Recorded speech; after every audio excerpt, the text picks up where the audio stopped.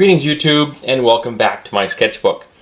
Now here is a double weapon that is possibly my favorite battle staff I ever did. So here we have one end, which is all about points and edges and chopping. Now this actually here would not be sharpened, it would be acting as a stop, but these are sharpened and designed to be swung, so you do piercing and slashing. And on this end is a lozenge-shaped stone weight.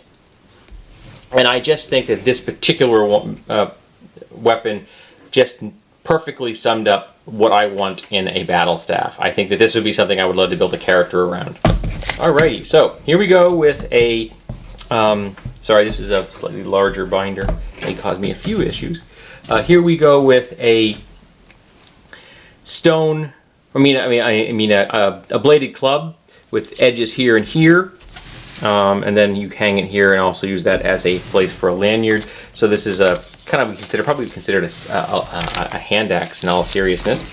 Here we go with a throwing steel, a very, very large throwing steel. Sorry about trying to get the reflection not to be quite as bad, while still having light. So this was inspired by something I read in Pathfinder, because theirs had 4 blades, and I thought that was kind of dangerous. So I set it up so you only had 3 blades, so when you're holding it, you don't have a blade near you pointing back at your forearm, but still being functional. Here is an idea of taking kind of the classic Japanese throwing knives and turning them into a larger throwing device with 4 points. It works. I don't know if it's really worth the effort. Here we have a pole arm, which is kind of elaborate. That's true. With the be set for a charge, that's not really a point, but it's a halberd design or a Lochabar axe design. That's a little busy. Here we have another Urgosh idea, which is an axe on one end and a point on the other. And I like this idea. I think it looks cool, and I think it would work. It's kind of a double-sided glaive in some ways. Or you could probably perchance call it a Lochabar axe. Here we have a halberd, and I was kind of coming up with a halberd that I could still use as a double weapon. So this is kind of a traditional halberd look with a weight at the end, and I showed the point on view so you could see what it looks like. So you could use this as a double weapon, and I really like the way that halberd end came out. I think I did a good job on that.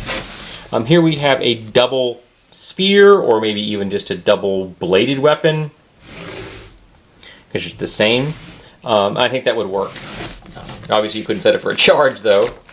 Here we have a wooden version of a weapon I had shown in another folder. And this is essentially just a truncheon or a club. Because it's edged, it would be a little bit better at delivering some of that energy to a target, but it is just a club. Here we go with a gear-based set of knuckle dusters, and I was really hoping I could convince a friend of mine to make these, but he didn't. But here we go. This was actually kind of difficult for me to do, to work out the details and stuff, but I think I ended up with liking what it looked like. And there's a down view, and then there's an up view. I'm not sure why I use these particular fasteners, but it's screwed together so that there are screws coming up this way inside here, bolting the whole thing together, because this is a tubular. This would probably actually be being solid would probably be the smartest thing to do to really give you some impact, and you could use those points as a skull crusher. Here we go with another kind of an eye-shaped. There we go, kind of an eye-shaped design, and it's a battle axe. Yeah, it's cool looking, but essentially it's a battle axe. Here we go with a really absurdly ornate heavy spear. I have no idea what inspired me to do this. It's silly. It really is. And speaking of silly, here we go. This is a very silly hand blade. It's just way over the top. Obviously inspired by our fleur-de-lis, but absurd. And here we go with a design which, yes, is inspired by a certain part of the male anatomy, and this was intentional. I just want to take it over the top, and I thought, what the heck, I'll make something that's really obvious just for fun, and I did. But I think it might work. It might get you laughed at. Here you go with a sword, and I think it was way too ornate.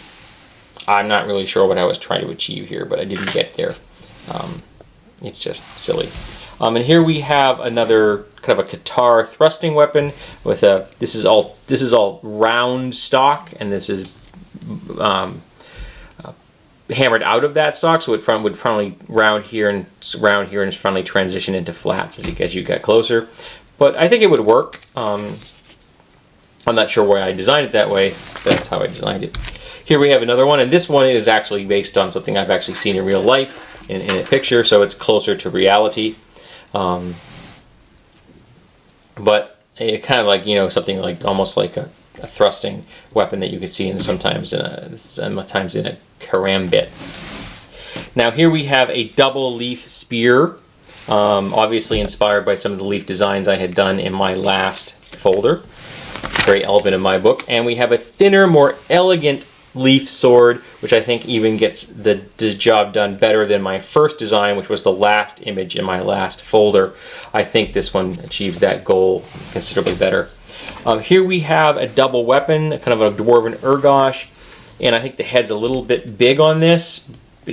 I could have bring the whole proportion down by about 30%. It would have been better, but I still think it's kind of cool looking. And if you're going to be dealing with the fantasy weapon of fantasy weapons, it isn't too absurd. Here we go with another kind of a leaf blade design, going for something that's more of a short sword design, a serration, and I kind of like the way that one came out.